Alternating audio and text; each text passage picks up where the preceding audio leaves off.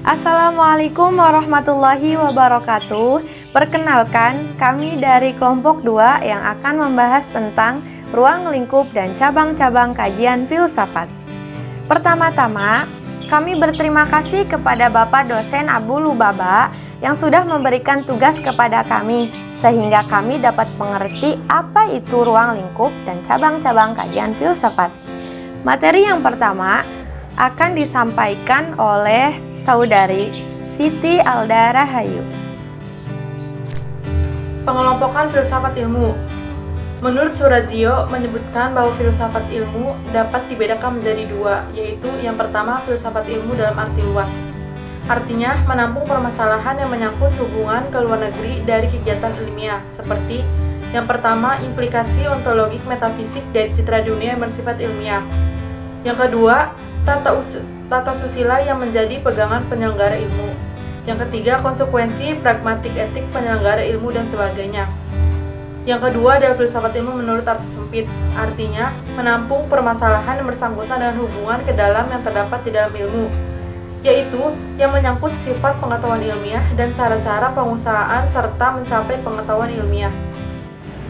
Cabang dan objek filsafat ilmu. Jika kita mengamati karya-karya besar filsuf seperti Aristoteles dan Immanuel Kant, ada 3 tema besar yang menjadi fokus kajian dalam karya-karya mereka, yakni kenyataan, nilai, dan pengetahuan. Kenyataan merupakan bidang kajian metafisika, ontologi. Nilai adalah bidang kajian aksiologi, dan pengetahuan merupakan bidang kajian epistemologi. Yang pertama itu ontologi, yang diterjemahkan ontologi itu cabang ilmu filsafat yang berhubungan dengan hakikat hidup. Yang kedua itu epistemologi, yaitu cabang dari ilmu filsafat dengan dasar-dasar dan batasan-batasan pengetahuan. Yang ketiga aksiologi adalah kegunaan ilmu pengetahuan dalam kehidupan manusia atau kajian tentang nilai khususnya etika. Aksiologi itu sendiri terdiri dari 2 cabang ilmu lain, yaitu estetika dan etika. Selanjutnya adalah objek filsafat ilmu. Objek filsafat ilmu itu memiliki objek material dan objek formal tersendiri. Yang pertama itu objek material filsafat ilmu, yang dijadikan sasaran penyelidikan oleh suatu ilmu atau objek yang dipelajari oleh suatu ilmu itu. Yang kedua itu adalah objek formal filsafat ilmu. Objek formal adalah sudut pandang dari mana sang subjek menelaah objek materialnya.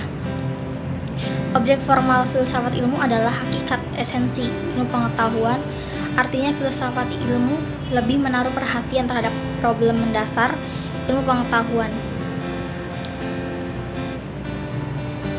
Lalu adalah landasan epistemologis, perkembangan ilmu, artinya titik tolak penelaahan ilmu pengetahuan didasarkan atas cara dan prosedur dalam memperoleh kebenaran.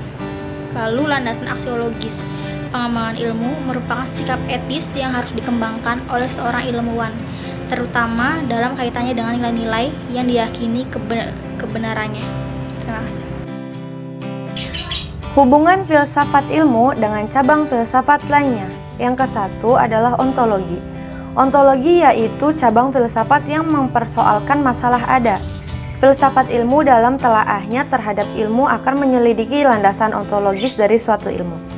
Landasan ontologis ilmu dapat dicari dengan menanyakan apa asumsi ilmu terhadap objek materi maupun objek formal. Apakah objek bersifat fisik ataukah bersifat kejiwaan? Yang kedua, epistemologi. Epistemologi sendiri adalah teori tentang pengetahuan. Dalam epistemologi yang dibahas adalah objek pengetahuan, sumber, dan alat untuk memperoleh pengetahuan, kesadaran, dan metode fasilitas pengetahuan, dan kebenaran pengetahuan. Epistemologi berkaitan dengan pemilahan dan kesesuaian antara realisme dan pengetahuan, yakni tentang proposisi, konsep-konsep, kepercayaan, dan sebagainya. Yang ketiga adalah logika. Logika adalah cabang filsafat yang persoalannya begitu luas dan rumit, namun ia berkisar pada persoalan penyimpulan, khususnya berkenan dengan prinsip-prinsip dan aturan-aturan yang absah. Yang keempat adalah metodologi. Metodologi adalah berkaitan dengan suatu konsep metode. Fungsi metodologi yaitu menguji metode yang dipergunakan untuk menghasilkan pengetahuan yang valid. Dan yang terakhir adalah etika. Etika adalah cabang filsafat yang mempersoalkan baik dan buruknya suatu filsafat. Hubungan filsafat ilmu dengan etika dapat mengarahkan ilmu agar tidak mencelakakan manusia, melainkan membimbing ilmu agar dapat menjadi sasaran mensejahterakan manusia. Dan berikutnya adalah problema filsafat ilmu. Menurut Surajito, ada beberapa gambaran problema filsafat ilmu dari filsuf ilmu. Yang pertama adalah B. van Fraassen dan H. Margenau. Menurut kedua ahli ini, problem utama dalam filsafat ilmu setelah tahun-tahun 60-an adalah 1. Metodologi.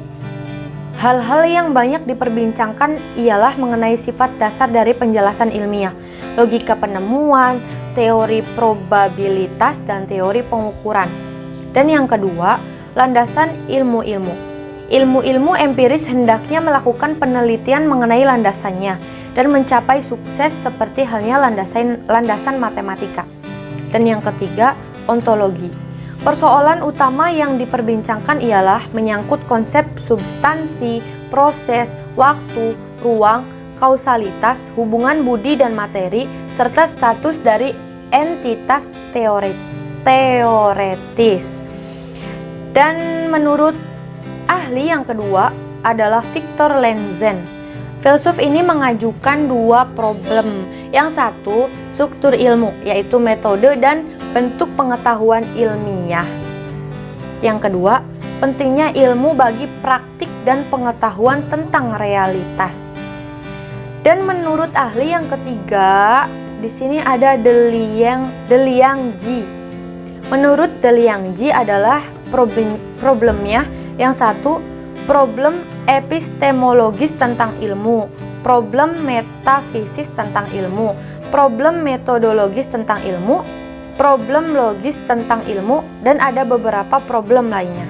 Dan selesailah sudah pemaparan materi tentang cabang-cabang filsafat ilmu dari kelompok 2. Kurang lebihnya mohon dimaafkan.